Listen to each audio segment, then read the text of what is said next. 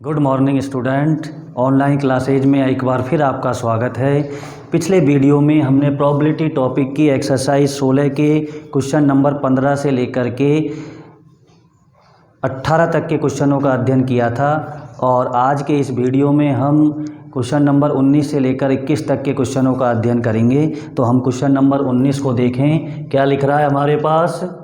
एक परीक्षा में एक बहुविकल्पीय प्रश्न, बहुविकल्पीय मतलब एक से अधिक विकल्प वाले प्रश्न, एक से अधिक विकल्प, बहुविकल्पीय का अर्थ एक से अधिक विकल्प वाले प्रश्न जिसके 4 विकल्प यहाँ लिखे भी गए हैं। जिसके कितने विकल्प हैं? 4 विकल्प का उत्तर देने में, यानी का मतलब प्रश्न का उत्तर देने में विद्यार्थी या तो अनुमान लगाता है या नकल करता है या प्रश्न का उत्तर जानता है। तो यहीं पर 3 इवेंट हो गई है आपके पास। देखिए फिर कौन कौन सी? E1 विद्यार्थी उत्तर का अनुमान लगाता है, E2 विद्यार्थी नकल करता है, E3 विद्यार्थी प्रश्न का उत्तर जानता है। अब हम आगे बढ़ें। आगे क्या लिख रहा है? विद्यार्थी के द्वारा अनुमान लगाने तथा नकल करने की प्रायिकताएं क्रमशः 1/3 और 1/6 है। उसके द्वारा सही उत्तर दिए जाने की प्रायिकता 1/8 है, जबकि यह ज्ञात है कि उसने नकल किया है। तो इस सेंटेंस का मतलब क्या हो गया? इस सेंटेंस में देखें, यहाँ से यहाँ तक का जो सेंटेंस है ये एक ही सेंटेंस है पूरा। ये कहता है कि जब उसने नकल की है तो उसके द्वारा सही उत्तर देने की प्रायिकता कितनी है? 1/8 है। आगे देखें, विद्यार्थी के द्वारा प्रश्न का उत्तर जानने की प्रायिकता ज्ञात कीजिए, जबकि यह ज्ञात है कि उसने सही उत्तर दिया है। तो उसने सही उत्तर दिया है। अब 3 अलग अलग घटनाएं, तो हमें क्या ज्ञात करना है? प्रश्न का उत्तर जानने की प्रायिकता, यानी कि रिवर्स जा रहा है। पहले घटनाएं कौन सी घटित हो रही है कि या तो विद्यार्थी प्रश्न का उत्तर की अनुमान लगाता है, प्रश्न के उत्तर का अनुमान लगाता है, या विद्यार्थी नकल करता है, या विद्यार्थी प्रश्न का उत्तर जानता है। तो 3। इसके बाद क्या होता है कि विद्यार्थी द्वारा प्रश्न का सही उत्तर देना, यानी कि वो चाहे उत्तर का अनुमान लगाए या नकल करे या फिर वो उत्तर जाने, वो क्या है? प्रश्न के मुताबिक प्रश्न का उत्तर सही देना। ये देखो, जब उसने यहाँ जो पूछा जाता है उससे हमें मिल जाती है कॉमन घटना। यहाँ से मिल गई, उसने सही उत्तर दिया है, तो हमें क्या जानना है? अंतिम घटना ये हो गई। अब अंतिम घटना से पहले रिवर्स जा रहा है प्रश्न, प्रश्न का उत्तर जानने की। मतलब आपसे अंतिम घटना की प्रायिकता नहीं पूछी है, वो उसने क्या पूछा है? प्रश्न का उत्तर जानने की प्रायिकता। कब? जब विद्यार्थी द्वारा प्रश्न, जब उसने सही उत्तर दिया है तो उसके द्वारा प्रश्न का सही उत्तर जानने की प्रायिकता ज्ञात कीजिए। यानी कि हमें एक ही सूचना पर E3 की प्रायिकता पूछी है। इसका मतलब यहाँ पर कल या पिछले वीडियो में हमने जो संयुक्त प्रायिकता प्रमेय लगाई थी वो यहाँ नहीं लगेगी। अब यहाँ लगेगी आपकी बेज प्रमेय। बेज प्रमेय क्या है? रिवर्स प्रतिलोम प्रायिकता का सिद्धांत है। रिवर्स, जब हमें रिवर्स घटना की प्रायिकता ज्ञात करनी हो, यानी अंतिम घटना की प्रायिकता ज्ञात न करके पूर्व की घटनाओं में से किसी एक घटना की प्रायिकता ज्ञात करनी हो, तो वहाँ पर बेज प्रमेय आती है। अब हम आए कि हमें क्या क्या दे रखा है। पहली बात ये याद करना है, तो उसके लिए सूत्र क्या बन जाएगा? हमें दे रखा है उत्तर का अनुमान लगाने की प्रायिकता है क्या हमारे पास? ये देखिए, विद्यार्थी के द्वारा अनुमान लगाने और नकल करने की प्रायिकताएं कितनी कितनी हैं? ये रही। तो यहाँ पर प्रोबेबिलिटी ऑफ E1 कितनी है? 1/3। और यहाँ से मिल गई आपको प्रोबेबिलिटी ऑफ E2, ये है 1/6। अब घटनाएं 3 ही हैं। हम जानते हैं कि सभी घटनाओं का योग 1 होता है। तो यहाँ पर P ऑफ E3 क्या हो जाएगा? 1 minus probability of E1 plus के प्रोबेबिलिटी ऑफ E2। तो ये बन गया आपके पास 1 माइनस 1/3 प्लस के 1/6। और क्या मिल गया आपको, यहाँ से मिल गया 1 माइनस कितना 6 एलसीएम, तो 3 दूनी 6 और 1, ये हो गया आपके पास 1 माइनस 3/6, 1 माइनस 1/2, तो 1/2। तो ये P ऑफ E3 आ गया। अब इसके बाद हम देखें P of A/E1, P of A/E2 और यहाँ से P ऑफ A/E3। क्योंकि जैसे संयुक्त प्रायिकता प्रमेय में 2 घटनाएं होती है तो जस्ट डबल मान निकालने पड़ते हैं, ऐसे ही बेज प्रमेय में भी 2 घटनाओं के लिए जस्ट डबल 4, यहाँ 3 घटनाएं हैं तो जस्ट डबल 6 मान निकालने पड़ेंगे। तो यहाँ पर हम देखें E1 की सूचना पर A की प्रायिकता। E1 क्या है, जब विद्यार्थी उत्तर का अनुमान लगाता है, जब विद्यार्थी उत्तर का अनुमान लगाता है तो उसके द्वारा सही उत्तर देने की कितनी संभावना है। हम देखेंगे कि अनुमान लगाने पर जितने भी किसी घटना के संभावित परिणाम होते हैं, टोटल परिणाम, तो अनुमान लगाने पर सही उत्तर देना, सही उत्तर तो एक ही होगा, लेकिन अनुमान लगाएगा तो कोई सा भी हो सकता है। तो यहाँ पर कितनी होगी 25%, यानी 1/4 सही उत्तर देना, सही उत्तर 1 और कुल संभावित परिणाम 4 है। 4 विकल्प है यहाँ पर, देखिए एक परीक्षा में बहुविकल्पीय विकल्पीय प्रश्न के 4 विकल्प हैं, तो ये हो गई 1/4 अनुमान लगाने पर सही उत्तर देने की प्रायिकता। अब दूसरा क्या है, यदि विद्यार्थी A/E2 का मतलब E2 की सूचना पर A की प्रायिकता। E2 की सूचना मतलब जब विद्यार्थी नकल करता है तो उसके द्वारा सही उत्तर देने की प्रायिकता। देखिए कहाँ ये सेंटेंस, ये रहा, मैंने अंडरलाइन की हुई है कि जब विद्यार्थी नकल करता है तो उसके द्वारा सही उत्तर देने की प्रायिकता कितनी दे रखी है, 1/8। तीसरा A/E3।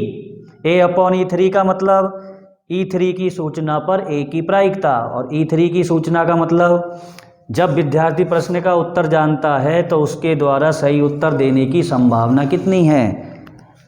यदि मैं प्रश्न का उत्तर जानता हूं तो मेरे द्वारा सही उत्तर देने की संभावना 100% होगी, तो 100% हो गई।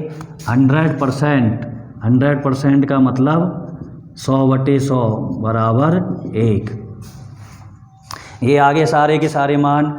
अब हम सूत्र में जमाएं इनको। सूत्र क्या है हमारे पास,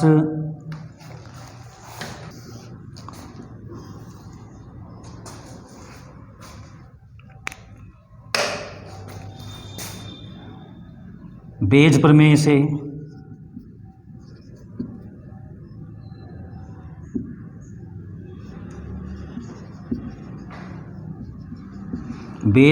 से क्या बन जाएगा फॉर्मूला, P ऑफ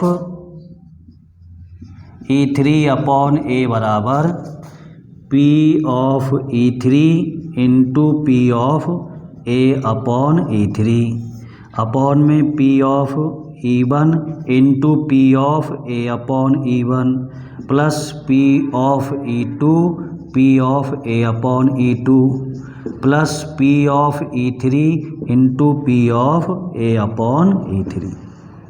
ये हमारा सूत्र हो गया है। अब हम क्या है, इसमें मानों को जमाएं जो हमने निकाले थे। मान कौन कौन से हैं, E3 कहाँ है, ये रहा देखो 1/2। फिर A/E3 का मान 1, फिर E1 का मान 1/3, फिर A/E1 1/4 प्लस फिर E2 का मान 1/6, फिर A/E2 1/8, फिर प्लस E3 का मान 1/2 और A/E3 1। ये हमने मान जमा दिए। अब हम देखें इनको सॉल्व करें तो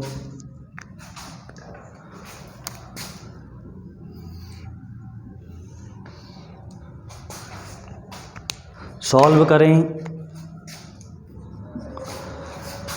1/2 सब में से कॉमन आ रहा है तो कॉमन ले लो। 1/2 और बटे में से 1/2 हमने बाहर निकाला, तो यहाँ से कितना रह गया, 1/2 चला जाएगा, 1/6, यहाँ से 2 चक्कू 8, 4 4 छिक्की 24, 1/24, यहाँ से 2 गया तो 1 रह गया। अब ये 1/2 से आपका 1/2 कैंसिल, और क्या रह गया, 1/24 आपने एलसीएम ले लिया नीचे, तो ये 6 चक्कू 24, ये 1 और ये आपका 24 बराबर, यहाँ से कितना रह गया, 1/24 और 4 28 और 1 29/24, और कितना आया, 24/29 आंसर। ये आ गया आपके पास 24/29। तो हो गया हमारा प्रश्न, कैलकुलेशन थी। इसमें ख़ास बात क्या है, ख़ास बात 2-3 बातें हैं। पहली तो हमें डिफरेंट घटनाएं हमने ले ली थी यहाँ पर, कि या तो विद्यार्थी प्रश्न का उत्तर का अनुमान लगाता है, या नकल करता है, या वह सही उत्तर जानता है। और इसके बाद कॉमन घटना हो गई, वो चाहे कुछ भी हो लेकिन सही उत्तर देना। ये कॉमन घटना पूछा था हमारे पास कि यदि वह सही उत्तर देता है तो उसके द्वारा उत्तर जानने की प्रायिकता, तो ये E3/A पूछा था। ये सूत्र है हमारे पास। ये सूत्र में 6 मान हमें चाहिए, इनमें से कुछ मान हमें प्रश्न में दिए हुए हैं जिनको हमें निकालना पड़ता है। E1 यानी कि अनुमान लगाने की प्रायिकता 1/3 और 1/6 ये दे रखी, और हम जानते हैं कि सभी घटनाओं की प्रायिकताओं का योग 1 होता है। तो हमें E3 सही उत्तर जानने की प्रायिकता हमने निकाल ली। यहाँ से 1/2 A/E3, E1 A/E2 A/E3 ये हमने निकाल ली, और इसमें मान जमा के कैलकुलेशन करी, तो ये आया हमारा 24/29। ये सवाल हमारा कंप्लीट होता है। इसी टाइप के सवाल है हमारे ये आज तीनों जो सवाल हम करने वाले हैं, 19 20। अब हम 20वां सवाल देखेंगे, बेज प्रमेय पर आधारित है सवाल नंबर 20। हाँ जी, तो अब हम देखें सवाल नंबर 20। सवाल नंबर 20 क्या है हमारा, एक पत्र है जो 2 शहरों टाटानगर या कलकत्ता में से किसी एक शहर से आया है। तो यहीं पर आपकी 2 इवेंट बन जाती है, पत्र टाटानगर से आया है और पत्र कलकत्ता से आया है। फिर आगे बढ़े हम, पत्र के लिफाफे पर केवल 2 क्रमागत अक्षर टीए दिखाई देते हैं। तो चाहे पत्र टाटानगर से आया है या फिर वो कलकत्ता से आया है, कॉमन घटना क्या बन गई कि पत्र के लिफाफे पर टीए दिखाई देना। पत्र कहीं से भी आया है, कॉमन घटना बन गई पत्र के लिफाफे पर टीए दिखाई देना। ठीक, अब हमसे पूछा क्या है, तो प्रायिकता ज्ञात कीजिए कि पत्र कलकत्ता से आया है नंबर फर्स्ट, और नंबर सेकंड पत्र टाटानगर से आया है। तो पहले हम फर्स्ट की बात करें, पत्र कलकत्ता से आया है, मतलब अंतिम घटना क्या है, पत्र के लिफाफे पर टीए दिखाई देना। तो हमसे अंतिम घटना की प्रायिकता नहीं पूछी है, इसका मतलब संयुक्त प्रायिकता प्रमेय नहीं लगेगी। तो फिर कौन सी लगेगी, बेज प्रमेय लगेगी। आगे बात समझ में, संयुक्त प्रायिकता प्रमेय में अंतिम घटना की प्रायिकता पूछते हैं, और बेज प्रमेय में हमसे अंतिम घटना की नहीं पूछ करके पूर्व घटित घटनाओं में से किसी एक घटना की प्रायिकता पूछते हैं, यानी रिवर्स जाता है क्वेश्चन। तो यहाँ भी रिवर्स गया है क्वेश्चन, वो अंतिम घटना की प्रायिकता नहीं पूछ करके वो क्या पूछ रहा है, रिवर्स वाली घटनाएं जो घटित हुई है, जैसे E2 पत्र कैलकाटा से आया है, यानी E2/A, ए की सूचना पर E2 की प्रायिकता। दूसरा कि पत्र टाटानगर से आया, मतलब टाटानगर मतलब E1, तो E1/A, 2 प्रश्न पूछे हैं।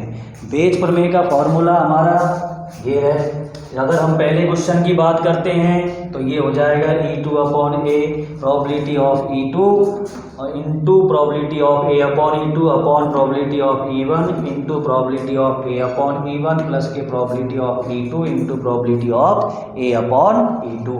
अब हम देखें इस सूत्र में कि इसमें 4 मानों की हमें आवश्यकता है, तो वो 4 मान देखें हम यहाँ से। सबसे पहले probability of E1, probability of E1 का मतलब E1 की प्रायिकता। E1 क्या है, पत्र टाटानगर से आया है, और E2 क्या है, पत्र कलकत्ता से आया है। तो कितनी संभावना है कि पत्र टाटानगर से आया है, कितनी संभावना है कि पत्र कलकत्ता से आया है। शहर दो ही हैं आपके पास, तो 50-50% संभावना हो गई आपके पास, बराबर संभावना है, क्योंकि अनुकूल परिणाम 1 कुल परिणाम 2, तो ये भी 1/2 और ये भी 1/2। अब हम आगे बढ़ते हैं। A/E1, इसका मतलब E1 की सूचना पर A की प्रायिकता। E1 की मतलब जब पत्र टाटानगर से आया है तो उसके लिफाफे पर TA दिखाई देने की संभावना कितनी है, कितनी संभावना है। तो टाटानगर में हम चले जाएं तो यहाँ पर देखें TA देखो ये रहा, और एक TA ये रहा, 2 TA है यहाँ पर।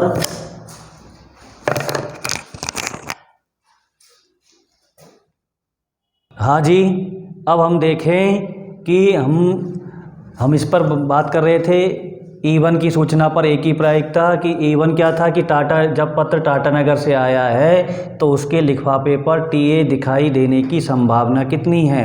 तो यहाँ देखें TA कितने हो गए, 1 और 1 2, TA कितने हैं यहाँ पर 2 हैं, तो अनुकूल परिणाम तो 2 हो गए।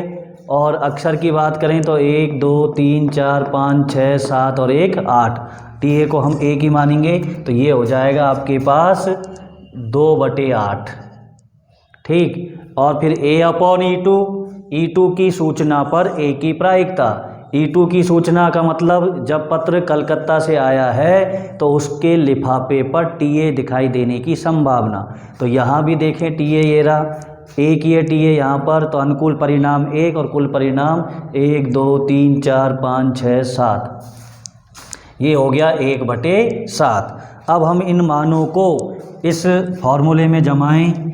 E2 की प्रायिकता है 1/2, A/E2 की 1/7, फिर E1 की प्रायिकता 1/2, A/E1 की प्रायिकता 2/8, प्लस E2 की प्रायिकता 1/2, A/E2 की प्रायिकता 1/7। अब देखें हम आगे कैलकुलेशन में 1/2 कॉमन आ रहा है, बटे में जितना सॉल्व हो सकता है उतना सॉल्व करें, सरल बनाने के लिए जो कटता है उन्हें काट दें। देखो हमने यहाँ से 1/2 कॉमन ले लिया दोनों से, अब ये देखिए 1/2 से 1/2, फिर ऊपर रह गया 1/7 और नीचे आ गया कितना 56 एलसीएम। 56 एलसीएम तो 7 दूनी 14 और 8, तो ये कितना आ गया 7 से भी ये देखो कट रहा है, 7 8 56, तो ये आ जाएगा आपके पास 8 ऊपर गया 14 और 8 22, तो ये आ गया आपके पास 4/11।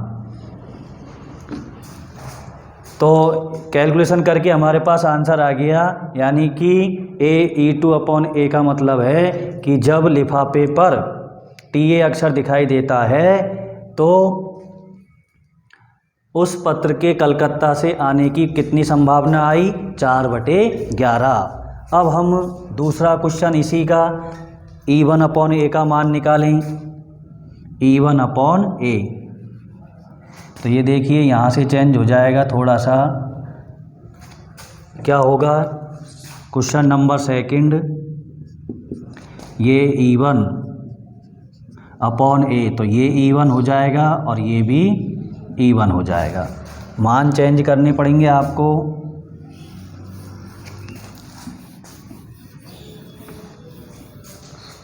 मान क्या है E1 का 1/2 और A/E1 2/8,